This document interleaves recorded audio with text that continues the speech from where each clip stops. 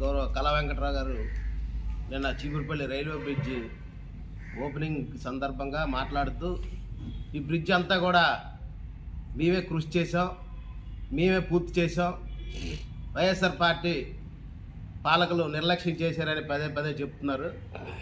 మరి మేము గతంలో కూడా చెప్పాం, ఇప్పుడు కూడా చెప్తున్నాం.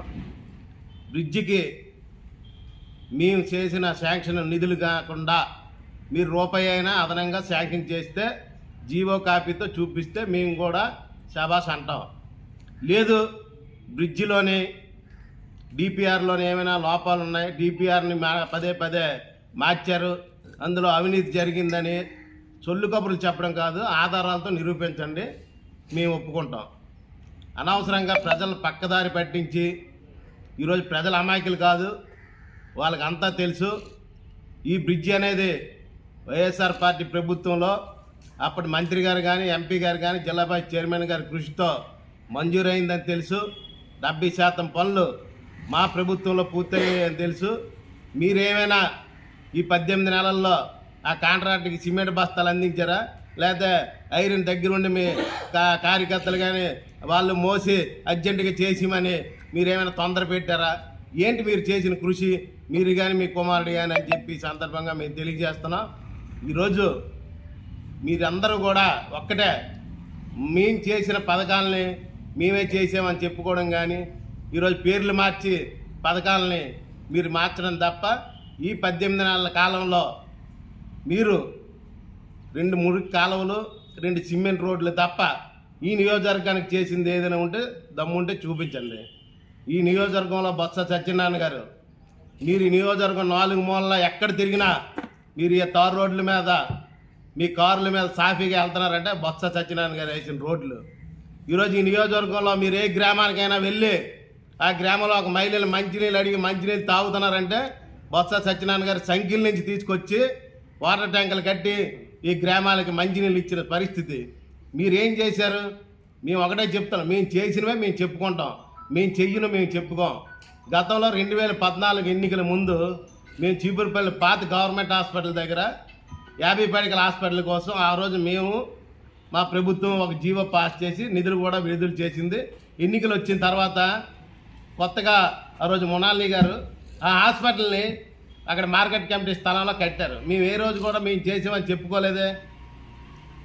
అలాగే మేము ఈ ప్రాంతానికి బొత్స సత్యనారాయణ గారు వెనకబడిన ప్రాంతం, విద్యార్థులందరూ కూడా డిగ్రీ చదువుకోవాలంటే ఎంఆర్ఆర్ కాలేజీకి వెళ్ళవలసిన పరిస్థితి, లేదంటే ఇంకా దూరంగా వెళ్ళవలసిన పరిస్థితిలో డిగ్రీ కాలేజ్ మంజూరు చేశారు.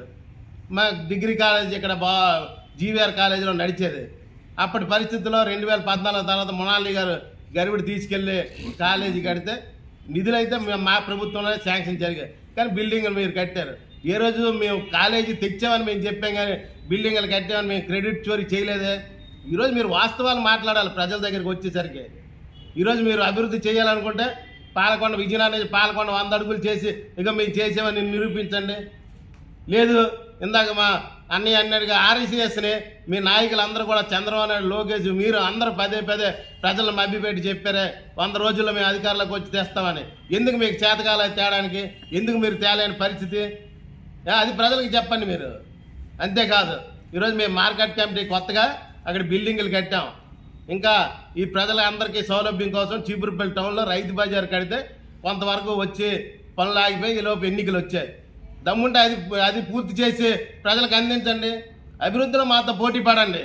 అంతేగాని బెల్లల వలస వెదులవాస రోడ్డు మేము పూర్తి చేస్తే లాస్ట్లో ఎంత కొంత ఎలక్షన్లు వచ్చాక కొంచెం పనులు ఆగిపోతే అది ఎలక్షన్లు అయిపోయిన తర్వాత మీరే రిబ్బన్ కటింగ్ చేసి మేమే పూర్తి చేసామని ఎలా చెప్పుకుంటారు మీరు? మీరేమైనా దానికి రూపాయి నిధులు కేటాయించారా? మా ప్రభుత్వంలో కదా అది శాంక్షన్ అయింది, మేమే కదా 80% పనులు పూర్తి చేసాం. ఇవన్నీ కరెక్ట్ కాదు. ఇంత సీనియర్ నాయకులు అయి ఉండి మీరు ఈ విధంగా చెప్పుకోవడం కాదు.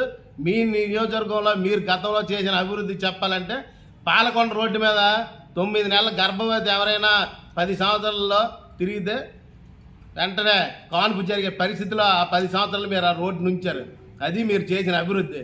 ఈరోజు హెచ్ఎల్ నియోజకవర్గంలో కథలుగా చెప్పుకుంటారు మీరు చేసిన అభివృద్ధి. అందుకే మిమ్మల్ని పక్క నియోజకవర్గానికి పంపించారు. దయచేసి మీరు పెద్దలుగా సీనియర్ నాయకులుగా ఉన్నప్పుడు గౌరవంగా మరి మీరు ఏం చేశారో అదే చెప్పుకోండి, కానీ మేము చేసిన కార్యక్రమాలు మీవుగా చెప్పుకుంటే మరి ప్రజలు నవ్వుతారని చెప్పి ఈ సందర్భంగా తెలియజేసుకుంటున్నాం.